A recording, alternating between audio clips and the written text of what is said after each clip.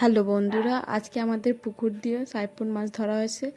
অনেক রকমেরই মাছ উঠেছিল, কিন্তু সাইপন মাছ রেখেছি কেন কি অনেক হয়ে গেছে। অনেক দিন আগে আমরা চারা ছেড়েছিলাম, এখন অনেকটাই বড় হয়ে গেছিলো, এই জন্য অনেক মাছ হয়েছে। এখন কমসে কম 12-13টা হবে। দেখতেও বেশ বড় হয়েছে, এক দুটোর মধ্যে তো ডিমও হয়েছে। আজকে উনুনে রান্না করব মাছ।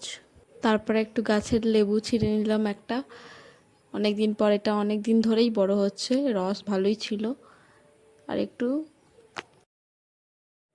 গাছে এখনও অনেক লেবু আছে। তার সাথে আজকে উনুনে রান্না করব, যেরকম কি বলেছি। এখন মাছগুলো কেটে নিতে হবে। মাছগুলো দেখতে কতটা সুন্দর। এই মাছগুলো মরে গেছে কেন কি অনেক দিন আগে ধরা হয়েছিল, এগুলো অনেক তাড়াতাড়ি মরে যায়। এই জন্য কেটে নেওয়ার পরে কটা গোটা গোটা রান্না করব আমাদের একবেলার, পরে আবার রাতে ভাজা মাছ খাবো। তো একবারেই সব কাটতে হবে কেন কি মরে গেছিলো মাছগুলো। আর পুরো টাটকা মাছ, পুরো এখনও রক্ত বেরোচ্ছে, দেখো পুরো রেড রেড। তার সাথে দেখো অনেক কতগুলো বড় বড় আছে, যের মধ্যে ডিমও হয়ে গেছিলো। অনেক কটাই আছে, একটা তো এই মধ্যে তো অনেক ডিম হয়ে গেছে। সর্ষে দিয়ে করব, সর্ষের সাথে আর মশলা দিয়ে। এমনি অন্য কিছু আজকে মশলা দিব না, কাঁচা লঙ্কা আর সর্ষে দিয়ে করব। তো এই মাছগুলো আগে কেটে নিতে হবে। কাটার পর অনেক মাছ ছিল, অনেক মাছ, 2 ঘন্টার উপরে লেগেছে কাটতে। তারপরেই উনুনে বসেছিলাম, একদম মশলা টশলা আগেই মেখে নিয়েছিলাম, তারপরে বসিয়েছি।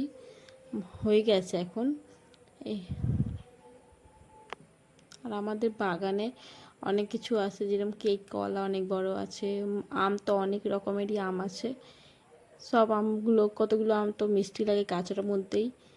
এটা জামরুল রয়েছে, জামরুল গাছে এত ধরেছে, এর আগেও জামরুল হয়েছে, এগুলো শেষ হয়ে গেছে, এটা আবার হচ্ছে, এরপরে আবার হবে। 3বার করে জামরুল হয়। আর আমগুলো তো ছোট ছোট গাছেই কত আম হয়েছে। আর পাখি তো এত জামরুল খায়, তারপরেও শেষ হয় না।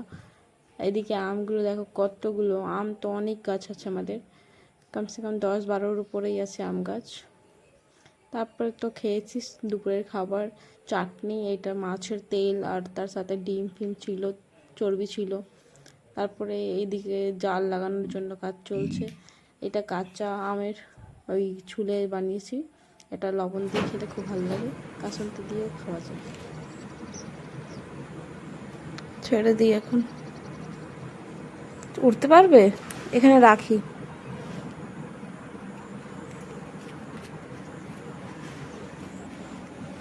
উঠতে পারছে না মনে হয়।